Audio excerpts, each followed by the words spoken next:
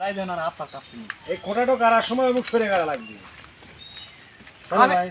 অনেক 10 ফুট ভাই বাড়ি বাজান আমি সেটা পরে হিসাব আমরা উত্তর দক্ষিণ ঠিক রাখলাম হ্যাঁ ঠিক আছে